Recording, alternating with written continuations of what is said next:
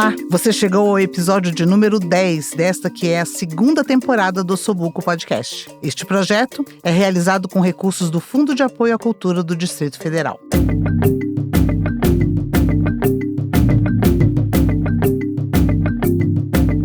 Ossobuco DF e as histórias que precisam ser ditas. Nessa temporada, nosso fio condutor são histórias de pessoas ligadas a saberes, lugares, celebrações e formas de expressão que podem estar conectadas a bens culturais e materiais do Distrito Federal. Vamos começar ouvindo a história da Rayane Pereira e como a capoeira faz parte da sua vida. Primeiramente, eu quero pedir, licença e a bênção aos mais velhos, aos mais novos, as mestras e os mestres do passado, do presente e do futuro, para fazer uso, da palavra e para entrar nessa roda tão bonita assim que é o Ossobuco. Minha história começa com os meus ancestrais, mesmo com tantos apagamentos, ainda temos algumas histórias assim para contar, Minha família participou da diáspora do Nordeste rumo à capital da Esperança, onde jorrava leite e mel, Tem essa história. Eles andaram mais de 300 quilômetros andando do Piauí até Barreiras para encontrar o pau de arara. Eram 30 pessoas, um grupo de 30 pessoas e 2 jumentinhos, que era o Bolota e o Cafuringa. O meu bisavô, ele precisou trocar o Bolota e a Cafuringa pelas passagens, quando eles chegaram em Barreiras para chegar na capital. E minha mãe, nessa época, tinha 9 anos e ela contou que quando o caminhão lotado de gente saiu, Cafuringa ficou chorando, zurrando, assim, vendo o seu povo ir embora. Então, eles fizeram essa travessia. Quando eles chegaram em Brasília, aqui em Brasília, eles se instalaram na Vila Mauri, que é uma cidade submersa, do Lago Paranoá. Eles ficaram lá entre 1958 e 1960, quando o volume de águas do Lago Paranoá aumentou. E aí, com isso, eles foram removidos, remanejados para bem longe do centro, E naquela época a opção era ou ir para Sobradinho, ou para o Gama, ou para Taguatinga. E eles acabaram parando em Taguatinga, que foi um lugar onde tempos depois os meus pais se conheceram. E foi em 1987, o ano da minha chegada, aqui nesse planeta. Eu nasci em Taguatinga, vivenciei e cresci em muitos domingos na casa da minha avó, aquele lote cheio de casa, comendo melancias, comendo mexerica, tomando chá de capim-santo. Mas minha mãe já tinha ganhado um lote no Guará, então eu cresci nessa conexão entre Guará e Taguatinga. Durante a minha trajetória do meu crescimento, eu tive muita influência dos meus irmãos, A minha família sempre foi uma família que gostou muito de música, de esportes, Eu tenho sobrinhos que são judocas profissionais, meu pai já fez karatê, enfim. E foi através do meu irmão que eu descobri a existência da capoeira, assim. Ele fazia capoeira ali na década de 90 e sempre me despertou alguma coisa, mesmo ainda criança, mas os meus pais não achavam que era um ambiente interessante para crianças, E eles tinham toda a razão, porque na década de 90 a capoeira tinha muita rivalidade, muita violência, assim, então não foi possível, eu acessar a capoeira nessa época. Mas um belo dia, eu fui com a minha família em um evento de capoeira, era um dia de troca de cordas, de batizado e troca de cordas. Foi quando eu vi quando chegou a vez, do meu irmão jogar. E aí ele entrou, assim, aquela emoção, aí ele deu um salto mortal. deu um golpe, no segundo golpe a rasteira passou e a bananeira caiu, assim, né? Tem a música da capoeira que diz, né? O facão passou por baixo, a bananeira caiu. Então ele foi o meu primeiro momento, assim, o meu primeiro encontro com a capoeira. Foi onde eu senti e vi a capoeira pela primeira vez. Guardei aquele sentimento no meu coração, foi quando, em meados do ano 2000, quando eu já tinha um pouquinho mais de autonomia, fui em busca, né, da capoeira, onde que tinha. E aí foi quando eu encontro o mestre Olodum. E o mestre Olodum, ele é um baiano que cresceu no Rio de Janeiro, tem aqui a sua história em Brasília também, e ele é da linhagem do mestre João do Pulo, que é um capoeirista, um mestre de capoeira do Rio de Janeiro, que tem essa linhagem, assim, do grupo Senzala, dessa capoeiragem do Rio, e ele criou o próprio grupo chamado Associação Lagoa Azul de Capoeira. E o meu mestre é um dos representantes, né? Hoje é uma das lideranças dessa escola. O mestre João do Pulo já partiu e ele segue com esse trabalho. Eu segui treinando, né? Foi me despertando curiosidade de conhecer outras capoeiras daqui de Brasília. E eu passei a frequentar muitos lugares, muitas rodas de capoeira, na Ceilândia, aqui em Samambaia, em Taguatinga, no Paranoá, a tradicional roda da Torre de TV, que foi uma escola muito importante para mim também. E depois eu comecei a viajar com a capoeira, que aí abriu mais ainda, né, o horizonte. Então eu cheguei a viajar para São Paulo, Minas Gerais, Rio de Janeiro, Maranhão, para Bahia, para o Goiás, nessa busca, né, de conhecimentos, para fazer boas trocas, conhecer pessoas. E quando chega 2015, eu sinto a necessidade de fazer uma roda de capoeira na rua, no Guará. Nesse intento, assim, de abrir um espaço de trocas, brincadeiras, que a capoeira, né, trazer também um pouquinho dessa identidade do que eu me identificava. E junto com os meus camaradas, também capoeiristas do Guará, a gente conseguiu materializar essa roda. Eram rodas mensais, no domingo, na Rua de Lazer do Guará. Durou 3 anos comigo dentro desse movimento. E o ano passado, alguns capoeiristas do Guará retomaram esse projeto, então essa roda existe até hoje.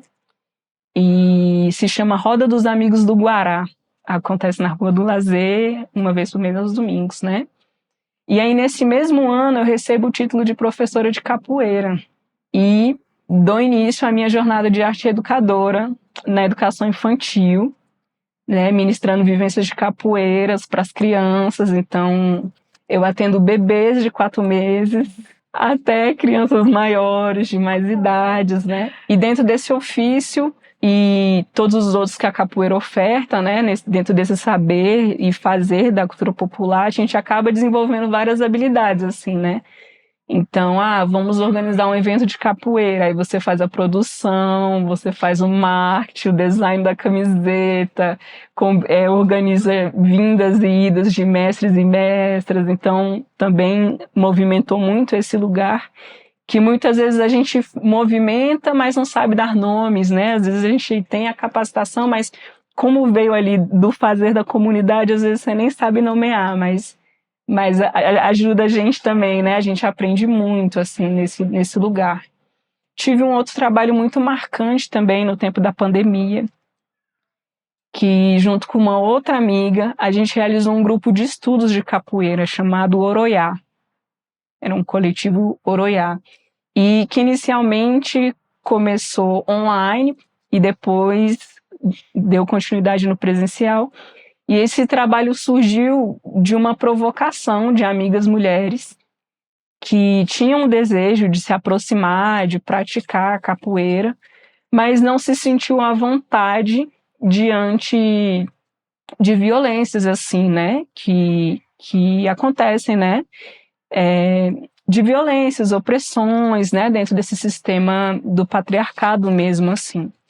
Então a gente fez esse movimento. Depois da pandemia a gente foi, né, presencialmente, assim, e foi um trabalho muito lindo, muito potente, né, liderado por mulheres, mas sustentado por todo o coletivo, tanto homens quanto mulheres, quanto crianças, quanto pessoas não binárias. Todo mundo chegava, colava para brincar, para vadiar, né? A gente fazia rodas, recebia pessoas de outros estados para partilhar vivências, até pessoas aqui do nosso território também. Então foi um trabalho muito bonito, assim. E no meio desse caminho, eu me vi atravessada por outras manifestações culturais, assim, que traçaram no caminho, assim, né? Então, em um dado momento, eu conheci o Mercado Sul, que é uma ocupação cultural de Taguatinga. É lugar, assim, que você conhece muitos mestres e mestras, né, da tradição. Então, eu frequentava o Mercado Sul, frequentava também um projeto Valdir Azevedo na Vila Telebrasília, que foi onde eu conheci o grupo de estudos e práticas Jongo do Cerrado, liderado pelo Apoena Machado. Dentro desses estudos vieram muitos mestres abençoar, assim, né, esse caminho, né? Veio o mestre Jefinho, de Guaratinguetá, veio a mestra Márcia e o mestre Laudeli, de São Paulo também, veio a mestra Josiara. Conheci também no Mercado Sul, Cid Aroeira, que ele tem o saber do samba rural lá de Cachoeira. Nesse caminho também conheci mestra Martinha do Coco, né, nossa mestra amada do nosso território, então samba de coco. Nesse meio do caminho também conheci a Casa Moringa, né, que é uma coletiva de mulheres que trabalham com brincadeiras e teatro popular, né. Dentro da Casa Moringa já nasceram projetos incríveis e necessários, assim.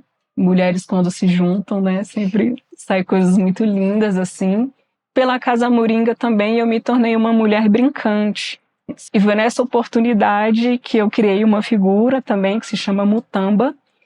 E a Mutamba traz com ela um jumentinho que se chama Cafuringa, para ele não ficar mais chorando. Então a gente brinca, né? Esse é o lugar da brincadeira, da gente reflorestar, né, o nosso imaginário. Tudo isso, assim, de um modo geral, ao mesmo tempo, né, essa intersecção de todas essas culturas faz parte da capoeirista que eu sou, né? E esse desejo, né, de brincar, de estar junto, de estar em comunidade.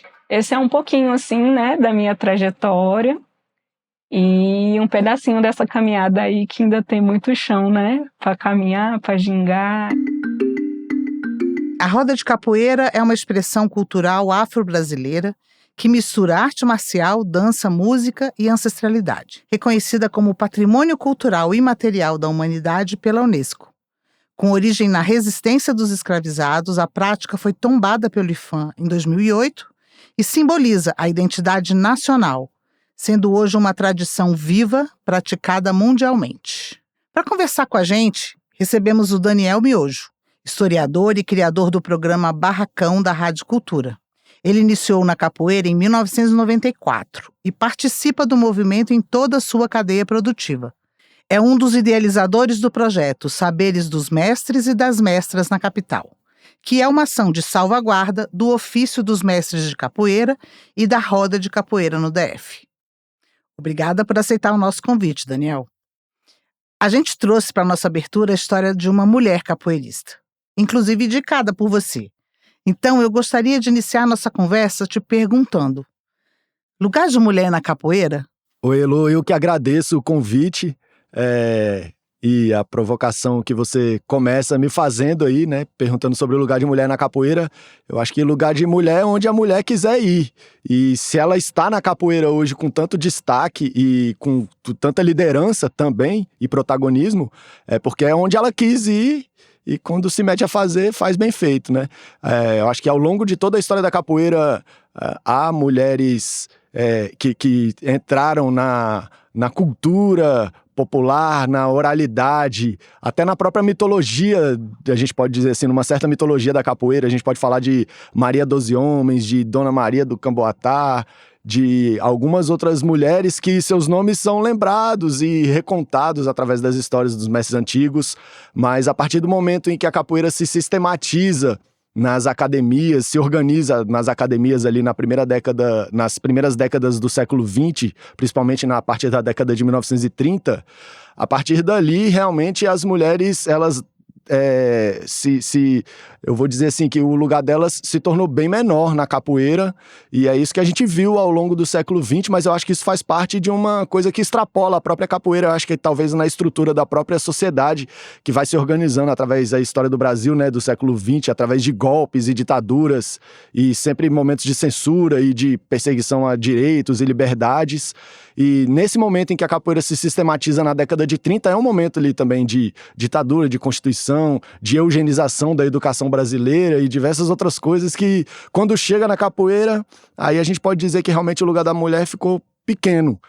Mas, por coincidência ou não, é em Brasília, já na década de 1970 e 1978, surge o reconhecimento da primeira mestra de capoeira, nessa capoeira pós a geração das academias lá dos anos 30, que é a mestra Edna, que é de Brasília, e exatamente por Brasília trazer uma capoeira que estava, vamos dizer assim, liberta das amarras das capoeiras mais tradicionalmente imbuídas, assim, né, e mais assentadas nas tradições, como, por exemplo, quem ia se competir, né, espaço de capoeira quando estavam vivos ali mestre Pastinha, mestre Bimba, mestre Caiçara, mestre Valdemar da Liberdade e outros nomes lendários da capoeiragem baiana. Então, em Brasília, nessa mesma época, a capoeira estava solta, sendo treinada por uma juventude numa cidade modernista que queria se descobrir, queria se fazer por descobrir também, né, e aí surge a primeira mestra de capoeira Do Brasil? do mundo, da história, reconhecidamente, que é a mestra Edna, que é em 1978, assim. Interessante isso, né? Muito. E você sabe que isso conversa muito com os outros episódios e com as outras histórias que eu conversei aqui, sabe por quê? A gente está falando do Distrito Federal, né? O nosso foco aqui é o Distrito Federal. E o Distrito Federal, ele se caracteriza muito por ser um lugar onde a mistura acontece, né? Por ser uma coisa inventada, que as pessoas, né, foram chegando, claro, já existia aqui antes um monte de coisa que a gente não pode esquecer, mas o Distrito Federal, como essa Constituição que a gente tem, uma característica que eu acho que é uma personalidade da nossa cidade, né, do nosso distrito, é isso, as coisas chegam aqui, como, por exemplo, na Marchinha do Coco. Ela veio de Olinda e aí ela trouxe com ela o maracatu. Só que aí ela pegou aquilo e transformou em outra coisa aqui dentro com a vivência dela daqui, né? Então, quando a gente fala de patrimônio cultural em Brasília, a gente muitas vezes está falando de expressões que já têm expressão nacional, né? Mas que aqui tomam uma outra característica. Você concorda? E aí você falando isso agora, né, de que a primeira mestra foi aqui, eu falo, pois então corrobora a minha tese. Eu concordo com você, Lu, mas quando a gente fala de capoeira, a gente está falando, de fato, de um aspecto muito profundo da alma do que é o Brasil. E eu tô falando isso não é por uma questão de paixão que eu tenho pela capoeira, porque isso também tem, mas é pelo fato de que a capoeira, ela realmente permeia a história do Brasil em nuances e não só em brechas, como se costuma falar muito hoje em dia, mas também caminhando assim, dando caminhos para o que o Brasil vai passando, assim, e formas de lidar com a própria situação do momento. E eu vou tentar explicar o que eu tô falando. Desde o início da história do Brasil, quando os holandeses são expulsos por Henrique Dias e Felipe Camarão, que era um negro velho, já que nasceu livre, e vivia em liberdade, e uma liderança indígena como Felipe Camarão se juntam, se autodenominam brasileiros, expulsam os holandeses, e quando Maurício de Nassau, nos seus relatos, diz que encontrou aqui uma forma de luta, mas não exatamente de luta corporal, mas de organização da guerra, de uma forma diferente que ele nunca tinha visto, ele mesmo fala isso. Então a gente vai vendo que, na verdade, talvez o espírito da capoeira já estava ali, não exatamente na marcialidade ou na questão técnica ou estética do que a gente conhece como capoeira hoje, mas o espírito da capoeira já estava ali, dessa forma de você saber lutar com o que o ambiente te coloca, porque a capoeira, o próprio nome dela, né, O que é capoeira do ponto de vista da geografia, né? A gente trabalhando muito com a questão do espaço hoje, né? Mas quando você tá andando na mata, naquele cerrado fechado, você se depara com uma capoeira que é o quê? Aquela área aberta, que dá para você construir uma casa, fazer uma roça, ou seja, é uma área de disputa, é uma área que eu tenho interesse, mas você também pode ter. Então nós vamos disputar aquela capoeira. Aquela capoeira, eu quero ela para mim, você também quer ela para você. Será que a gente vai conseguir compartilhar aquele espaço? A gente vai estar sempre, entendeu? Negociando por aquele espaço.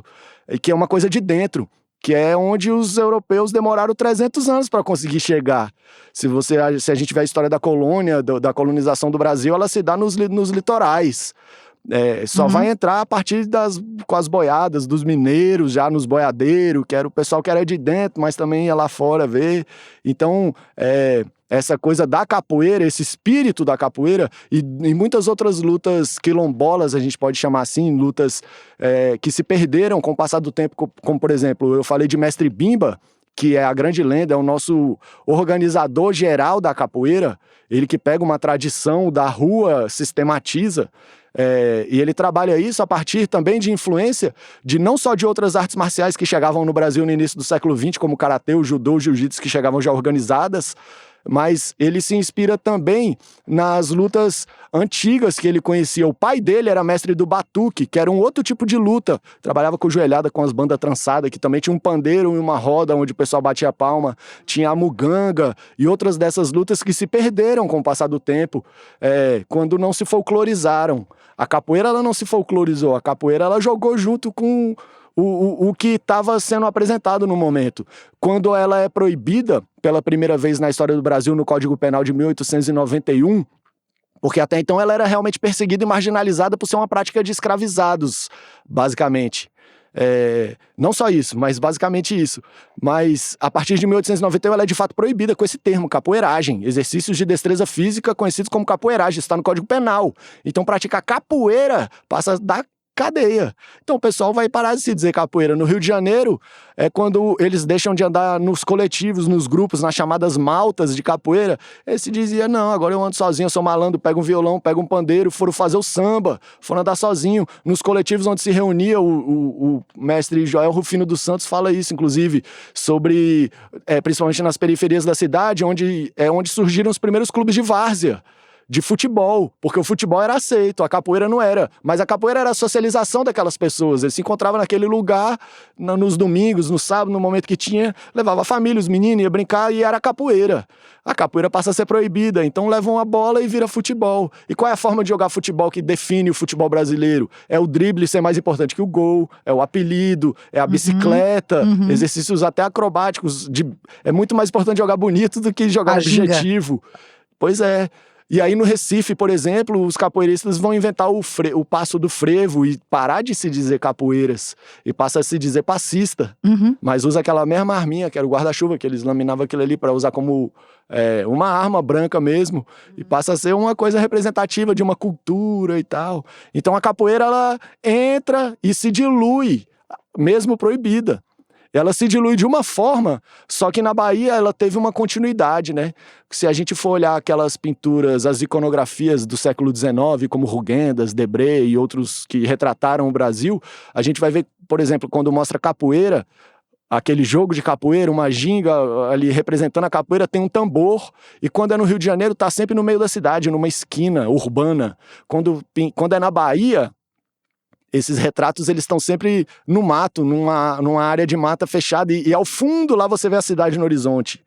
E isso sugere pra gente que o que de fato foi, que na capoeira baiana, que é a capoeira do recôncavo, é uma capoeira que tem uma continuidade, porque ela se africaniza muito também com o passar do tempo, e com isso ela se civiliza, se ritualizando e se tornando tão cheia de segredos, de mirongas, de mandingas, e pode ter essa continuidade que chega e se espalha pelo Brasil depois. A capoeira, que era muito mais, de fato, objetiva, talvez maliciosa, nos ambientes urbanos, elas realmente somem, porque fica mais fácil você exterminar uma luta que acontecia em toda a esquina, como era no Rio de Janeiro ou no Recife. E essa capoeira que veio para Brasília veio do Rio, dessa tradição mais carioca, não? Não, a capoeira que se espalha para o Brasil, ela é a capoeira baiana, é a capoeira do birimbau. A partir dessa genialidade de Mestre Bimba, que sistematiza e organiza essa cultura dentro de uma academia, de uma sala fechada, com um método de estudo, de ensino, e também a partir da figura do Mestre Pachinha, que em contraponto ao Mestre Bimba, que cria a luta regional baiana, Mestre Pachinha organiza a capoeira de Angola, já referenciando a capoeira não como regional, mas como africana, regional da Bahia, né? Não era regional da Bahia, era africana. E isso também um debate, né? É um jogo de discursos também, entre as africanidades da capoeira ou a baianidade da capoeira, né? E aí é por aí. E aí aqui no Distrito Federal, essa coisa se misturou e assim, porque eu sei que é uma tradição, né? Tem várias escolas e tudo, como você está falando, mas é também uma tradição, né? Você acha que tem uma característica específica da capoeira aqui? Tá falando da capoeira que se espalha no Brasil e vai parar em diversos estados, que é a capoeira baiana. Essa capoeira ela se espalha a partir dos anos 50, principalmente a partir dos anos 60, com baianos, que muitos deles treinaram com o Mestre Bimba ou outros mestres que tinham suas linhagens na capoeira de Salvador e da região do entorno também, do sul da Bahia, e foram para São Paulo, para Rio de Janeiro, para Minas Gerais, e eventualmente chega também em Brasília, através de Mestre Arraia, que era um jovem estudante, devia estar em anos finais do que hoje é o ensino médio, para estudar no Elefante Branco, na Asa Sul.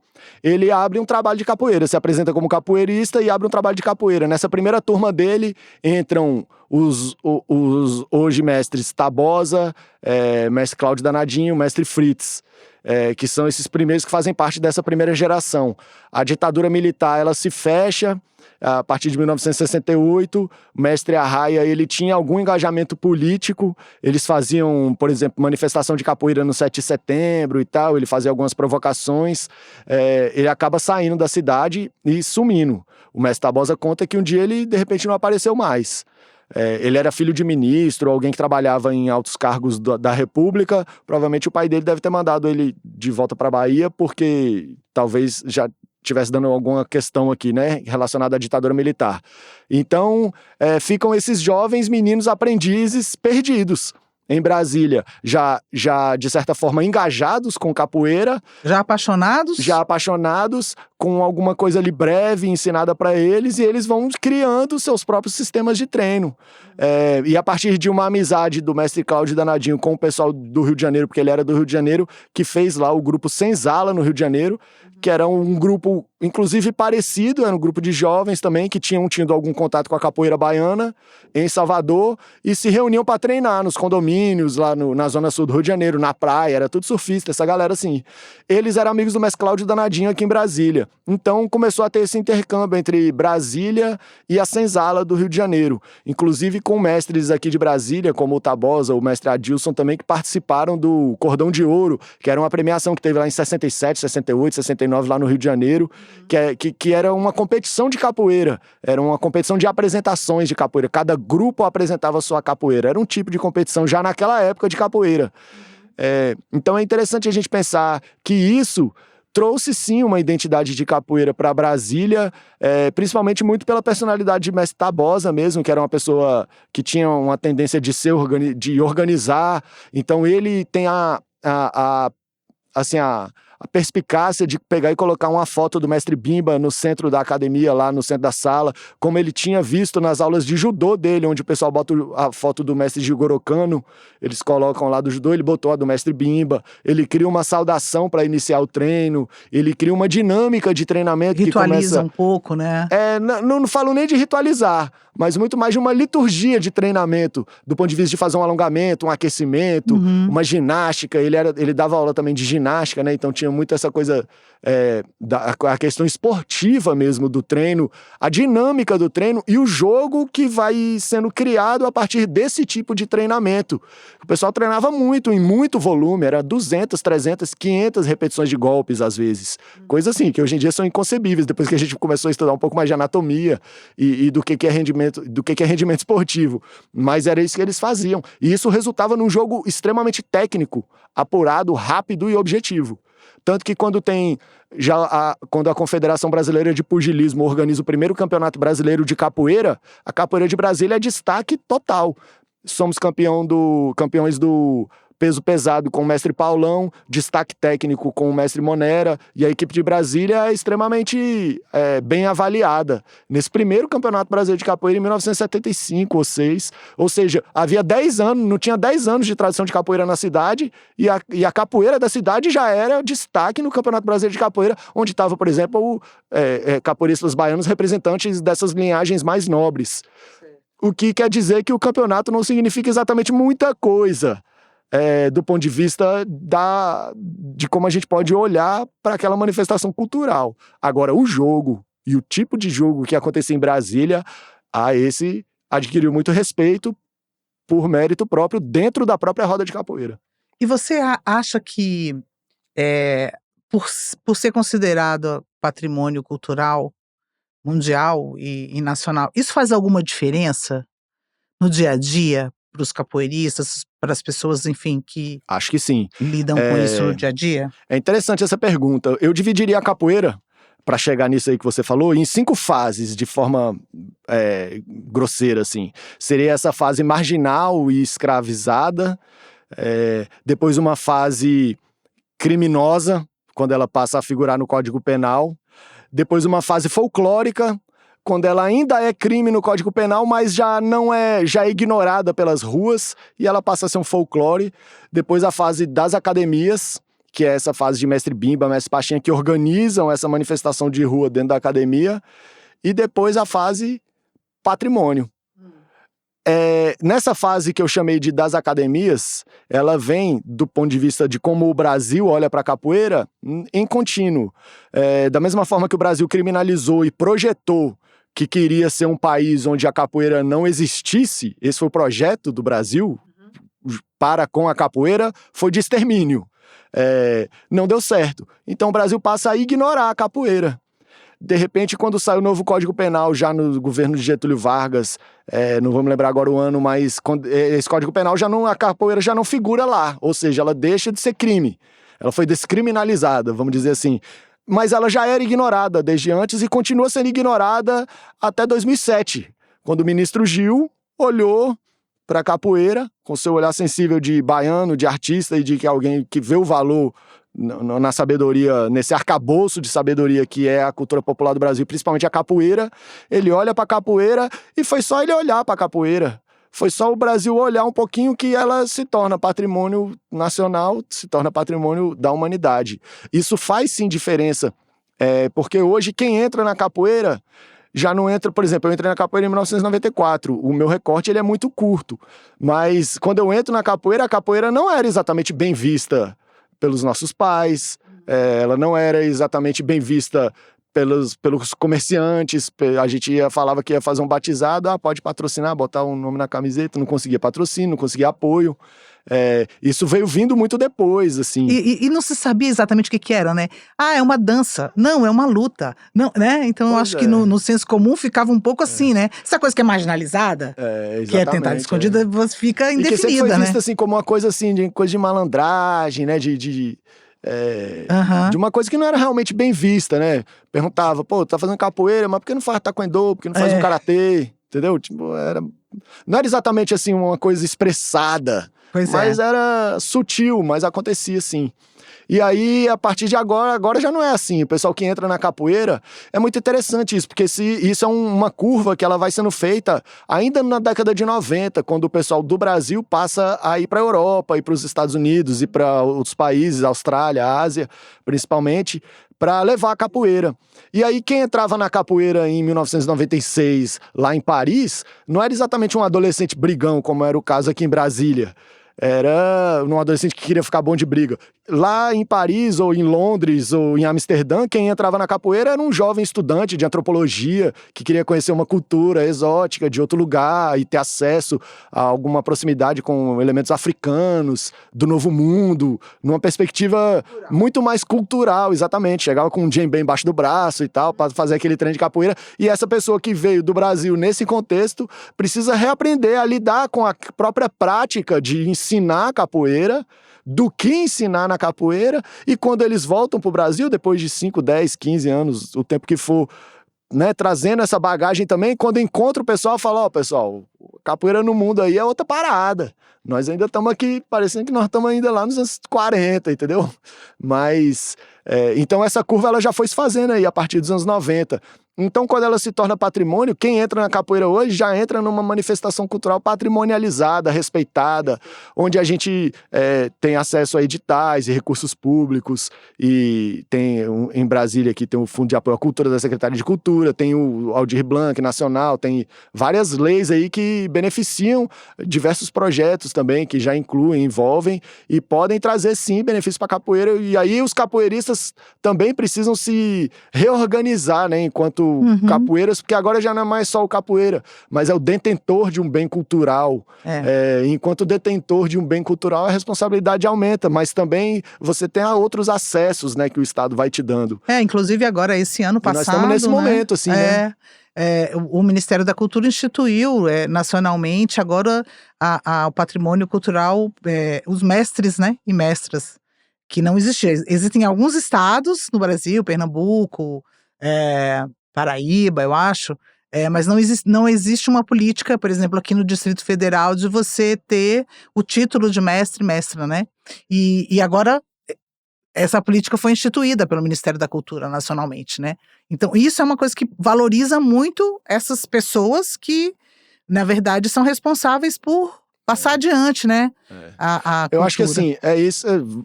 Você tem toda a razão no que você está falando, e isso realmente é importante e beneficia, sim. O que é uma coisa que eu acho que dentro da capoeira há muito cuidado, e isso é o que eu percebo, é exatamente em evitar que a capoeira seja colocada na prateleirinha do mercado ali. Luta, igual você falou, né? As pessoas não sabem se a luta é dança, vai botar na prateleira da luta, da arte marcial, da cultura popular, vai botar na mesma coluna onde tá ali o samba, ou vai botar na mesma coluna onde tá umbanda, ou vai falar, não, mas vai botar na mesma coluna onde tá o karatê, você entendeu? E dentro da capoeira há esse cuidado. Não queremos caixinha, não queremos prateleira. Capoeira é maior do que isso, ela não cabe em nenhuma delas, essa é a verdade. Então, realmente, a negociação com a capoeira ela acaba sendo um pouquinho mais trabalhosa e minuciosa mesmo, porque a dinâmica cultural da capoeira, nós estamos falando de uma manifestação cultural que está espalhada por todos os becos, vielas e cidades do interior e reservas naturais aqui desse país, e quiçá da América toda e da Europa. Você anda nos países todos, nas capitais, com certeza você vai encontrar alguns grupos de capoeira, se não dezenas, e pelo interior todinho dos países principais da Europa você vai encontrar também. Então ela está espalhada pelo mundo, é muito diferente. Por exemplo, eu vou usar um exemplo, mas se você pegar manifestações culturais que vai ter aqui em Brasília, que são patrimonializadas, que você faz um chamamento, você reúne ali 20 a 30 detentores, você organiza, faz uma assembleia e de repente você consegue até deliberar alguma coisa em favor dessa manifestação cultural na capoeira. Isso é impossível acontecer. Isso não vai ser assim que vai ser com a capoeira. Porque ela é muito maior, na verdade.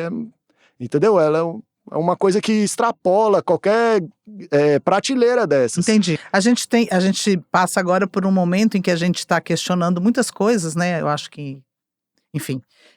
E uma das coisas é isso, a gente entender que não existe só uma história, né? Não existe só um jeito de ver as coisas. Então, essa é a grande, para mim, o grande paradigma desse nosso tempo. Quem não conseguir entender que aquele jeito que eu vejo as coisas não é uma verdade absoluta, né? E que existem muitos outros jeitos de ver a natureza, de ver as organizações, de entender como que as coisas acontecem, né? Sim. e as crenças e a realidade e tudo. Então eu acho que eu entendo que você fala, eu não sei, porque eu não sou do mundo da capoeira, então eu não entendo o âmago do que você está falando, mas eu entendo que é um jeito de se organizar, é um jeito de entender o mundo, né? É um jeito de se colocar no mundo também. Então, e isso é muito legal. Eu não sabia que só recentemente com o governo do Gil, né, que realmente teve esse reconhecimento. E provavelmente isso teve assim, aqui do meu, né, da minha prateleira, eu entendo que isso fez realmente diferença, porque a gente começou a ver a capoeira como cultural, e isso é muito importante, né, como patrimônio, como uma expressão de identidade. Pois é. Diga, você quer falar mais alguma coisa? Não, é porque isso remete exatamente, é interessante, porque isso remete exatamente ao que você falou lá no começo, né? Que a gente até tinha conversado quando você fala que a capoeira é parte de uma resistência. E é também, mas ela é muito mais do que isso, ela é o que você falou agora. Ela é uma forma de ver e dialogar com o mundo, de viver a vida. E porque ela te dá plena consciência e clareza de que não há uma só forma de ver as coisas. Muito bom. Obrigada, Daniel. Beleza, Elô. Foi legal conversar, também. Aprendi mais, né? Porque eu só aprendo fazendo esse programa. É muito legal poder conversar sempre com pessoas que são apaixonadas pelas coisas que elas fazem, né? Isso é que faz diferença, eu acho, na vida da gente, tá? Maravilha, eu que agradeço. Uma manifestação ser considerada patrimônio não é o fim. Na verdade, é um reconhecimento que precisa ser cuidado. Cultura e suas expressões são dinâmicas e também precisam ser revistas e revisitadas constantemente. Que bom que existem pessoas como o Daniel Miojo, que se dedicam tanto e que fazem a renovação e continuidade de práticas ancestrais.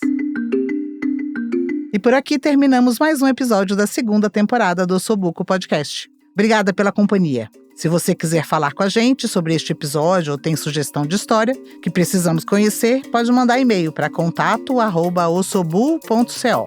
Até o próximo episódio.